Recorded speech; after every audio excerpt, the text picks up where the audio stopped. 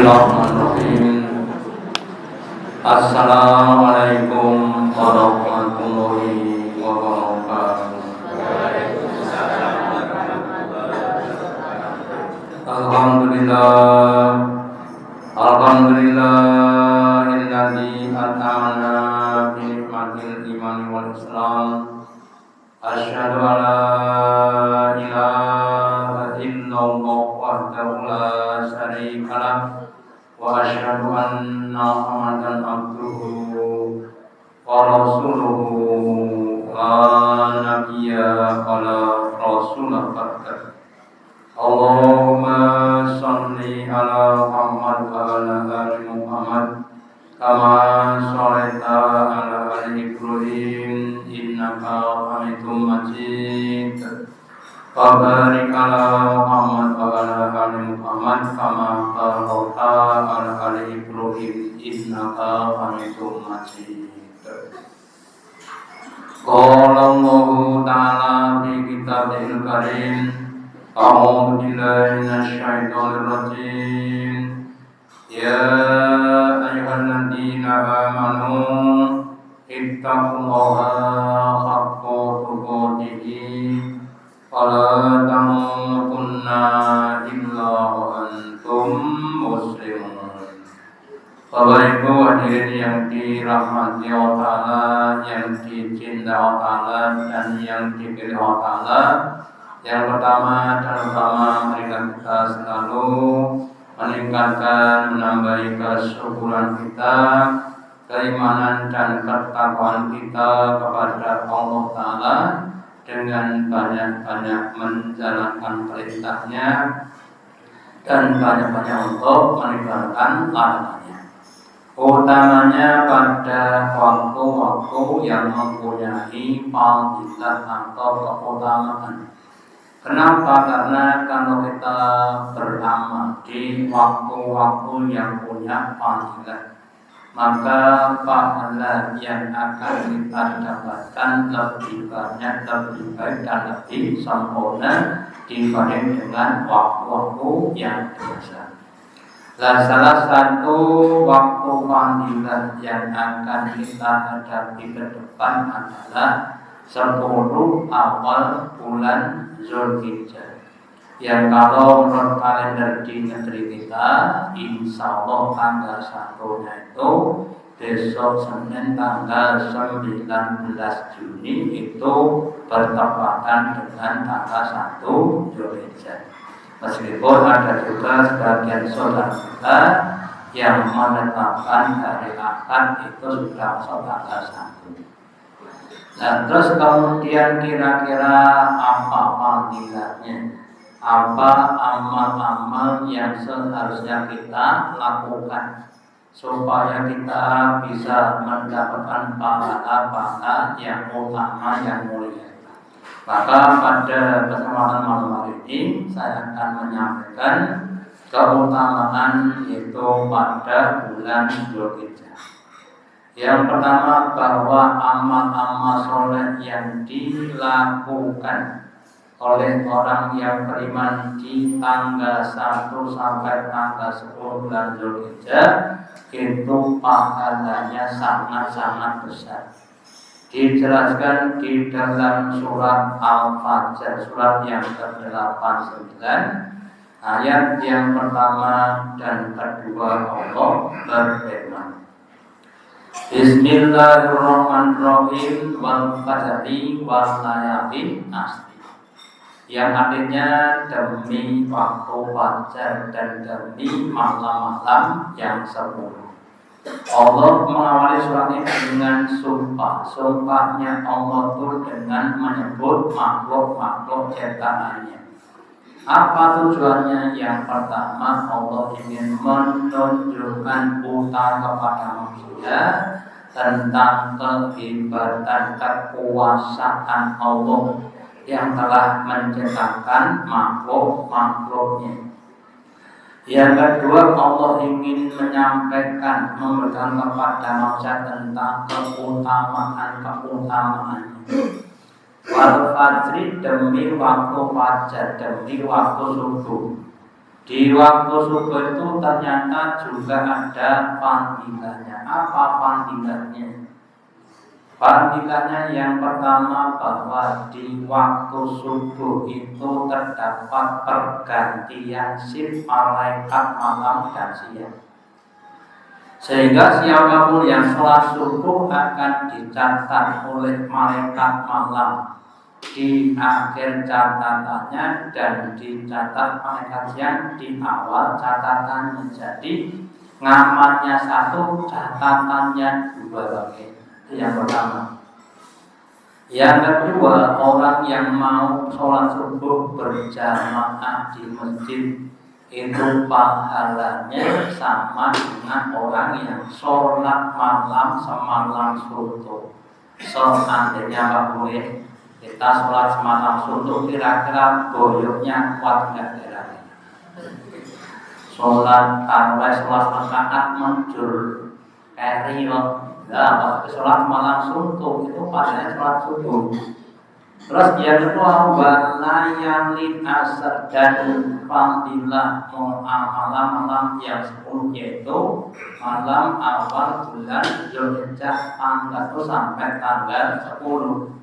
Dijelaskan oleh Rasulullah dalam sebuah hadisnya, Nabi bersabda, ma min ayamin, tidaklah dari malam-malam atau hari-hari yang al-amal solehu biha, barang siapa yang dia beramal padanya, ahabu ilautohi, lebih dicinta Allah, min hadal ayam, dibanding dengan malam ini, yakni hasil kisah.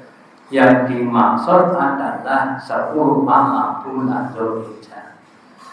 Kemudian sahabat bertanya, ya Rasulullah, wala jatuhkan apakah pahalanya jihad di jalan itu juga tidak bisa mengalahkan pahalanya amal-amal pada 10 amal bulan Zulhijjah? Kemudian Rasul bersabda, wala jihadu fisabilillah, dan tidaklah amal jihad tidak mampu mengalahkan fadilah keutamaan amal di 10 malam bulan Zulhijjah. Padahal Bapak Ibu, amal jihad itu ketika ditanya kepada Rasulullah, apakah ada amal yang setara dengan jihad?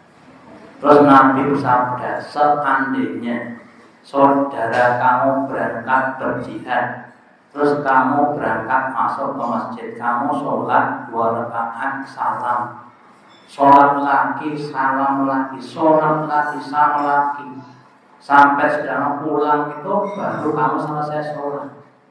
Kalau saya jihadnya seminggu, ya kamu sholatnya seminggu itu baru sama.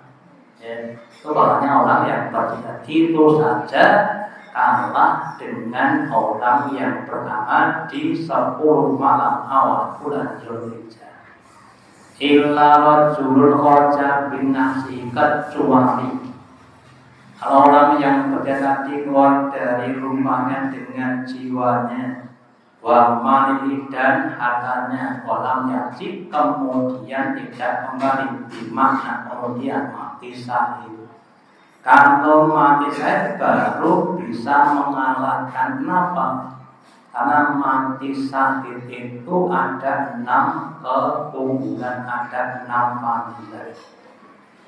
6 fadilahnya orang mati syahid. Yang pertama itu amalnya dihitung sampai hari kiamat. Sudah mati enggak sholat, dihitung sholat.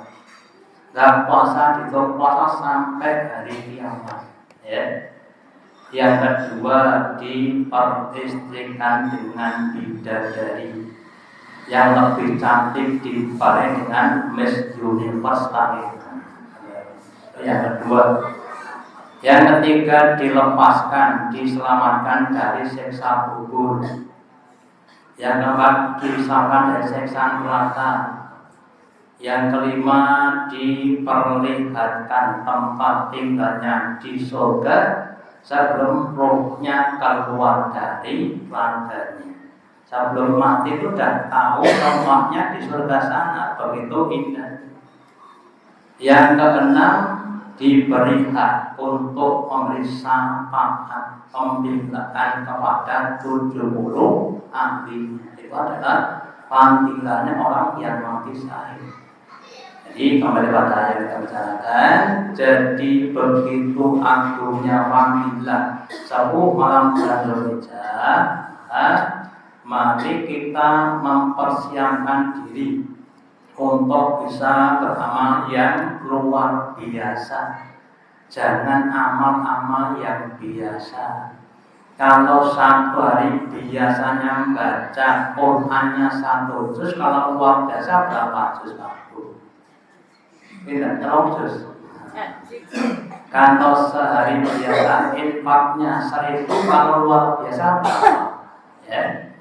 Nah, terus kemudian amal-amal saja, amal soleh, mulai dari kita sholat, ya mungkin nanti ditambah sholatnya. Yang wajib 17 rakaat, tambah yang sunnah qobliyah, ba'diyah, sholat malam, sholat lupa dan yang lainnya. Jam 9 pagi daripada di rumah terus ke masjid, masuk masjid setelah berwudu, sholat 2 rakaat sholat tahiyatul masjid, terus sholat lagi 2 rakaat, sholat mutlak, terus sholat lagi 2 rakaat sampai zuhur pakai sholatnya roncang boleh, daripada nama makan dulu, ya. Atau baca Quran, ya, atau zikir dulu, ya. Kita zikir subhanallah walhamdulillah, ya, Allahu akbar, tahlil, istighfar dan lain-lain sebagainya. Ya, capek tasbih, tahmid, capek tahmid, takbir, capek takbir, istighfar, capek istighfar, sare. Kita berdoa dulu, ya. Kemudian baca Qur'annya, monggo ditambahi waktunya, kuantitasnya, kualitasnya. Sampai baca, dengarkan pakai HP, pakai speaker, ya, kan sama saja, sama dengan yang membaca, ya. Infak juga begitu, mari ditingkatkan, ditambahi, ya. Setidak-tidaknya ada peningkatan dari infak sebelumnya 1000 jadi 2000 dan sebagainya, ya. Kalau nggak punya uang pakai barang, nggak punya barang pakai tenaga, nggak punya tenaga pakai pikiran, nggak punya pikiran pakai doa, gitu. Jadi tidak harus pakai uang, gitu, pakai tenaga, ngewangi tonggone saisa, gitu, atau nyapok ke lakarin tonggone alhamdulillah, itu semua adalah amal soleh. Jadi jangan dilepaskan begitu saja iman, ya, karena sangat-sangat tinggi sekali manfaatnya fadilah. Nah, orang-orang yang dia mendapatkan amal-amal yang baik dengan pahala yang baik, maka makomnya akan semakin naik, makomnya semakin tinggi. Lah orang-orang yang punya makom-makom, tempat-tempat kedudukan di hal yang tinggi, itu punya berbagai macam fadilah. Fadilahnya, keutamaannya orang yang punya makom yang tinggi, satu pakai doanya lebih diijabahi Allah. Nabi kita itu berdoa minta hujan, tangannya diangkat, Pak. Tangannya diangkat, belum turun tuh hujannya sudah turun. Itu yang doa Nabi kita. Kalau kita doanya itu tangan munggah orang kabul. Kenapa ya? Makomnya masih makom yang rendah. Yang kedua, diberi tahu, diberi ilmu yang mungkin belum dengan pada orang lain. Contoh Pak Imam dan contoh saja. Orang yang sudah diberi ilmu terus ada ujian, enggak masalah, nah sudah punya ilmu. Diberi ilmu tentang musibah, terus kena musibah enggak masalah, sudah punya ilmu. Ya. Tapi kalau belum punya ilmu dikasih musibah, akhirnya apa? Jadi fitnah, gitu. Ya. Diberi ilmu tentang kesabaran, Terus kemudian ada orang datang mencela, mencaci, memaki alhamdulillah wis denu ya. Kalau belum punya ilmu, wah, lesu gitu. Jadi pentingnya ilmu. Dan yang bisa memasukkan pada rumah Allah Ta'ala. Itu yang ketiga. Yang kedua, yang ketiga orang yang makomnya tinggi itu akan ditolong Allah dengan berbagai macam pertolongan-pertolongan. Rezekinya akan dimudahkan, dibarakahi. Kemudian sekelilingnya akan terkena namanya apa? Kalau menurut psikolog itu namanya milieu, milieu baik. Jadi milieu baik itu sampai 3 meter, Jadi kesalahan 3 meter ya, itu akan ada namanya semacam medan magnet. Jadi orang baik itu akan mempengaruhi orang-orang yang nanti di sekelilingnya jadi baik. Itu orang yang punya makom yang tinggi. Yang keempat, dijauhi setan neurawani, setan kadoyan, sampai orang. Tapi kalau yang makomnya rendah, setannya ngemel lah. Setannya orang doyan ngemel, teman-teman itu jundulan baik. Kenapa? Karena makomnya rendah. Hanya monggo kita usahakan untuk kita bisa memakan event Zulhijjah dengan sebaik-baiknya. Kalau perlu dibentuk semacam kita sepakatan dengan istri kita, dengan keluarga kita, dengan teman kita, karena orang tua nggak dikatakan jarang untuk bisa disebut bisa jarang, itu untuk memakan 10 bulan Zulhijjah. Kemudian wabil khusus nanti di antara tanggal 1 sampai tanggal 10 di tanggal 9 utamanya bagi yang tidak berkaji di tanah suci. Seperti kita yang tidak kaji nanti tanggal 9 itu ada puasa Arafah. Puasa ketika para haji sedang wukuf di padang Arafah. Lah apa panggilannya, apa palanya? Nabi sabda, siyamu yawa Arafah. Puasa pada hari Arafah itu yukafiru as-sanata allati qablaha, akan menghapuskan dosa-dosa setahun sebelumnya, wasunnatan nanti ba'da dan juga setahun setelahnya, jadi 2 tahun. Kalau orang-orang seperti kita Pak Boleh, sekelas kita, kira-kira sedina dosa apa? Sidik apa? Lah sedina pakai durung setahun kalau dosane piro sing rasane wis piro, sing punya khas pada temannya wis piro, gitu. Sing ngapunten yang terus banyak sekali. Kalau 2 tahun akan tambah lebih banyak. Nah itu bisa dihapus dengan puasa Arafah 1 hari. Namanya nanti insyaallah nanti panitia nanti kita adakan sahur bersama boleh. Ini cuma yang jadi masalah tanggalnya Pak. Tanggalnya piro? Ya pada tanggal salmonen itu dinamanya punya kosong. Karena pemerintah menetapkan harinya tanggal 29 hari Kamis, Muhammadiyah tanggal 28. Itu hari rayanya. Jadi puasanya kalau Muhammadiyah itu Selasa, kalau itu Rabu, apa itu Rabu karo Kamis.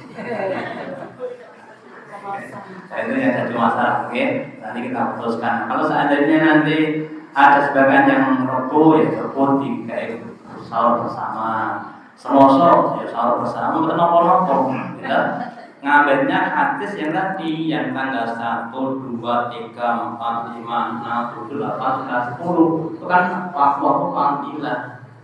Kalau seandainya mau 10 malam kita adakan sahur bersama itu sunnah popo.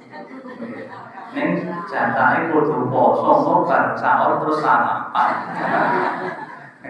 Ini harus kayak sarapan, terus baru sarapan. Ibu alasannya lah, kok kedatangan bulan apa? Bahasa. Gitu. Ya monggo nanti kalau mau adakan sama-sama, insya Allah kita adakan ya. Terus kemudian jadi minimal kita yakini Bapak Ibu tentang perbedaan. Kita sudah sering terjadi perbedaan. Monggo kita saling dewasa, saling memahami, saling menghormati. Sing kakung aku badar bu, sing wedok aku badar wis ora apa-apa. Sing lanang ngomong angkat nang sholat nika sing wedok nang kowe ngomong. Nah, ngomong jangan dari kames sing mungkin tidak lapangan sing lanang ngomong. Terus boleh kapan? Ya boleh sing nyari, boleh sing nyari sing sholat napa kemis. Boleh rebo mungkin sing kemis datenge itu bukan korban. Nah, jadi kalau bisa monggo saling untuk memahami perbedaan itu suatu hari yang wajar. Kita jadi nggak usah saling menyalahkan, tapi diyakini. Kalau yang yakinnya betul lepo, yang yakin betul lepo berarti puasa hari Selasa dan sebagainya.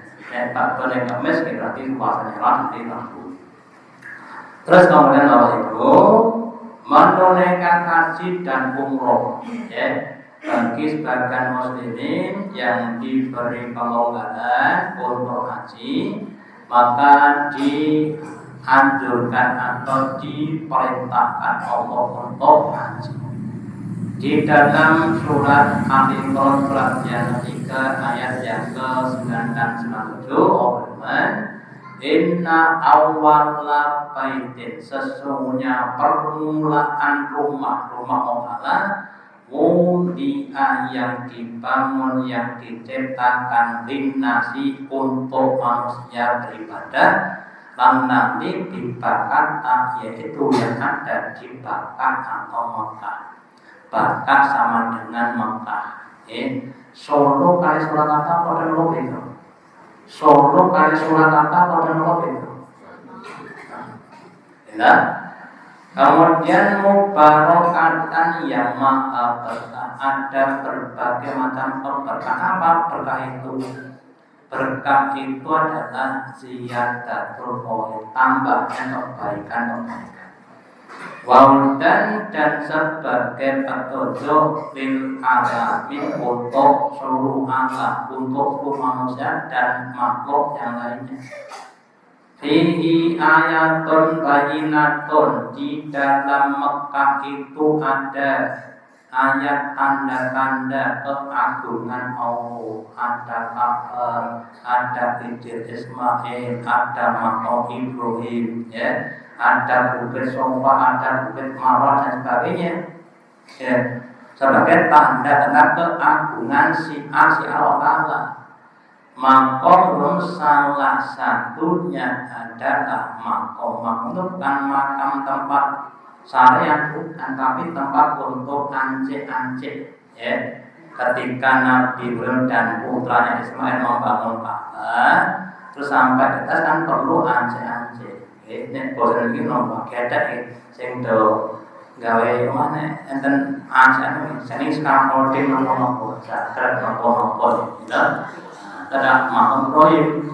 Wa man takhalahu kana aminan, barang siapa yang masuk kepadanya maka dia akan aman. Sebab itu pada zaman dulu yang namanya antar suku itu sering berperang, suku A karena suku B dan sebagainya. Dan kalau sudah masuk Mekah nggak boleh dibunuh amat karena keperangan negeri Mekah tadi. Dan keduanya Mekah dan Madinah itu nanti di akhir zaman adalah tempat yang tidak dimasuki oleh Dajjal. Nenten sabran pun Dajjal itu kan sabran.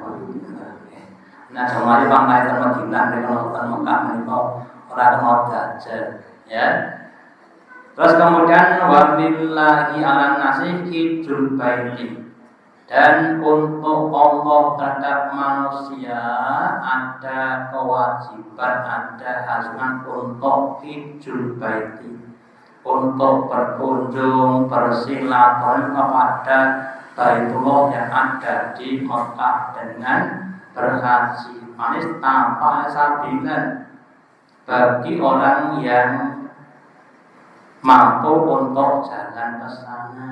Ini dicet bayar ONH. Terus bayar ONH antri 20 tahun. Daripada orang tahun ngepit wae wae. Enten sing ngepit wae. Enten sing ngepit tekan Mekah. Gitu. Numpak motor nggih enten nggih. Sing mlaku nggih enten. Gitu.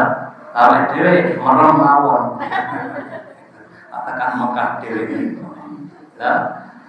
Wa man kafara, dan barang siapa yang kafir yang tidak punya niat untuk haji. Jadi Bapak Ibu, kita harus wajib niat haji, wajib niat haji sebagai bentuk apa? Istijab kita kepada Allah. Wong sing didik antri bolehang didik, gimana ngomong ya? Nanti kita ada niat sampai situ, dan haji kan sudah dapat pahalanya niat, gitu. Dan daripada tidak niat, tadi namanya mengkafiri. Jadi yang belum haji harus punya niat untuk haji. Mungkin situ ada urusan yang penting pun dua niat haji. Fa'inallah boleh alamin, maka Allah dan yang kaya bahkan yang tidak perlu kepada manusia. Jadi Bapak Ibu, kalau ada orang-orang yang dia itu sudah mampu ya mudah jalannya, kemudian kok enggak, itu berarti orang-orang yang mengkafiri haji ya. Buat sekarang semakin untuk kesana karena jumlah yang begitu banyak ya. Dan kita harus niat. Terus orang yang haji itu kira-kira apa fadilahnya, apa keutamaannya? Ketika ada seorang sahabat yang bertanya kepada Nabi, ya Rasulullah, ayul a'mali afdal, apa amal yang paling utama, yang paling baik di hadapan Allah? Terus Nabi menjawab, iman dan billahi rasulih, yaitu percaya kepada Allah dan Rasulnya. Itu yang paling utama. Kenapa? Karena orang yang iman itu akan menimbulkan takwa. Panjenengan yakin dengan fadilah atau manfaat uang bagi? Yakin betul takut? Yakin. Untuk apapun enggak masalah, yang penting itu duit. Karena yakinnya, gitu. Kontrol masalah yang penting itu yakinnya begitu. Lah orang yang yakin kepada Allah Rasulnya, maka akan menimbulkan suatu ketakwaan meskipun rekoso yang dilakoni. Jika untuk puasa ya dilakoni apa imannya pada Allah. Dengan pada Rasul memberikan sunnah-sunnah, contoh-contoh. Kalau makan itu seharusnya ya sekedar untuk bisa menegakkan tulang rusuk atau tulang iga ya. Sentot nomporong sentot nek ora iso yo maksimal itu sepertiga perut makanan, sepertiga udara. Dan nek ra iso niku jenenge aliran setanisme. Setan itu kalau makan untuk tujuh usus atau 7 perut, kalau kamu itu masalah perut ya. Memang tidak mudah buat itu. Tapi kalau kita lakukan, badan kita akan jadi sehat ya. Sekarang banyak orang yang merekomendasikan pulangnya dari kesehatan untuk mengurangi makan ya. Padahal Islam sudah cari untuk mengajarkan seperti itu. Kemudian kemudian dikatakan tumamanda. Setelah itu apa Rasulullah? Qala berkata jihadu fisabilillah, yaitu jihad di jalan Allah, memperjuangkan agamanya Allah, tidak mesti dengan pedang atau senjata. Dengan kita mengaji, ya kita mengamalkan, itu adalah suatu jihad juga. Kenapa begitu? Karena Bapak Ibu, Kalau Islam tidak diperjuangkan, nanti yang datang itu berbagai macam musibah. Seperti pada zaman-zaman dulu, ketika suatu umat mendustakan nabinya, terus yang datang itu bukan ayat qauliyah, tapi ayat kauniyah. Pada zaman Nabi Nuh yang datang hujan 40 hari, 40 malam. Pada zaman Nabi Nuh yang datang itu angin kencang 8 hari 7 malam. Nah, sing tekan itu kira-kira jam 5 tanpa ampun, tanpa peri kemanusiaan, mergone wong angin kok peri kemanusiaan. Hanya perlu dipertahankan supaya mendapatkan berbagai macam keberkahan. Terus kemudian kumakila dikatakan juga kumamanda. Terus setelah itu apa? Nah, benar hajjun mabrur, yaitu haji yang mabrur. Apa toh haji mabrur itu? Ada yang bahwa mabrur berasal dari kata birrun bimakna baik. Haji mabrur itu artinya haji yang setelah haji akan menimbang berbagai macam kebaikan. Wah, berhaji saya tambah lomo, tambah semambah karo tonggo ini. Untine saya sorane. Namanya haji yang mabrur. Lawannya mabrur adalah mardud. Mardud apa? Mardud yang tertolak. Baris haji kok tambah umat. Sing den ki yang ngapunten nek ngomong ra tau kan saya malah salah kabeh. Ada sebagian orang berkata di daerah kita kurang lebih dari sini kurang lebih ya sekitar 6 atau 7 km.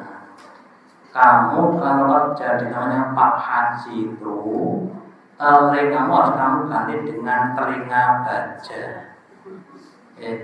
Mergone ndak dinanku ngomongan sing bangsane elek. Itu oleh iki telingamu ganti baja. Ben kuat ngrungokne. Nah, gitu. Kabehnya macam-macam lah. Apanya yang sudah haji monggo dijaga kemabrurannya sampai akhir hayat ya. Jangan sampai nanti menyimpang lagi, lalu menyala berarti ya maaf saja hilang lagi. Ini monggo untuk menjadi haji yang mabrur. Terus kemudian doanya monggo ditingkatkan terus, diciptakan milieu lingkungan yang memungkinkan kita tuh jadi orang-orang baik. Ya, makanya kadang-kadang orang itu sebagian manfaat ya kelompok haji tahun sekian kemudian mengadakan apa? Pengajian untuk mengikat ben orang tuh jadi tetap baik gitu ya. Karena kalau nggak punya begitu, itu nanti akan jadi pada apa? Ada jelek Nabi. Terus berikutnya, haji mabrur rupanya apa? Dan bahwa diterangkan, al-hajjul mabrur, haji yang mabrur itu laisa janjang ilan jannah. Tidak ada pala baginya kecuali surga. Jadi haji yang mabrur itu pahalanya masuk ke dalam surga. Namanya memang tidak mudah, tapi perlu diusahakan. Yang namanya Quran adalah semaksimal mungkin, harus dijaga betul hajinya tadi ya. Terus kemudian bagi yang belum haji juga begitu ya, harus menjadi orang yang lebih baik ya. Terus kalau nggak bisa haji dengan datang di Mekah, ada amal-amal yang sepadan, yang setingkat monggo diamalkan. Seperti pada waktu pagi habis subuh, ya datang pisan-pisan atau pentelu, gitu. Habis subuh nggak usah kundur, kemudian terzikir di masjid sampai datang waktu duha, kemudian sholat 2 rakaat ya sudah. Amal yang sepadan dengan haji bersama Rasulullah. Jadi Islam ini memberikan kesempatan kepada siapapun. untuk beramal yang sebaik-baiknya semaksimal mungkin. Yang sudah bisa baca Quran tapi membaca satu itu ending. Dan yang belum semua Quran dekat lepu, atau satu lembar erong jalan aku. Tapi itu apa upaya. Kon katam sakuran ya mungkin setahun orang aku mau coba lebih kalau mawon. Kan sudah sepadan. Kalau itu akan jadi gampang. Sholat malam semalam subuh, selain subuh, kalau kita baca sholat malam membacanya 10 ayat Bapak Ibu, itu termasuk orang yang ingat kepada orang yang mutakin. Kalau bacanya 100 ayat 11 rakaat sama dengan orang yang sholatnya semalam subuh.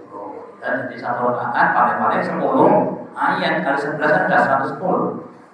Yang bacanya 1000 ayat namanya mungkin orang yang waktu sangat banyak tidak bisa dihitung. Jadi kalau kita tahu betul nanti kita akan namanya bisa maksimal dengan usaha kita untuk ngaji monggo ditingkatkan. Semakin banyak akan semakin mudah kita untuk beramal, ya. Semakin untuk menata hati, untuk bisa melihat mana yang perlu, mana yang tidak perlu, bisa memaksimalkan amal-amal dengan cara yang lebih baik. Ya, tapi kalau saja kita nggak bisa ngaji, nggak mau ngaji, ya akan terbuka ilmu kita. Ya, rumus ini semua tapi ada nggak tahu fadilah. Semoga kita semuanya termasuk hamba Allah yang diberi keistiqomah dan beramal ikhlas, utamanya besok di sebuah malam yang Indonesia kita diberi kesempatan, kemampuan untuk bisa memaksimalkan amal dan didoakan dengan dikabulin hasanin amin. Demikian yang dapat disampaikan kepada manfaatnya. Allahumma taqabbal minna innaka antas sami'ul wa tub 'alaina innaka antat rahim. Kita dengan majelis subhanallah bihamdika asyhadu an la ilaha illa anta astaghfiruka wa atubu ilaik.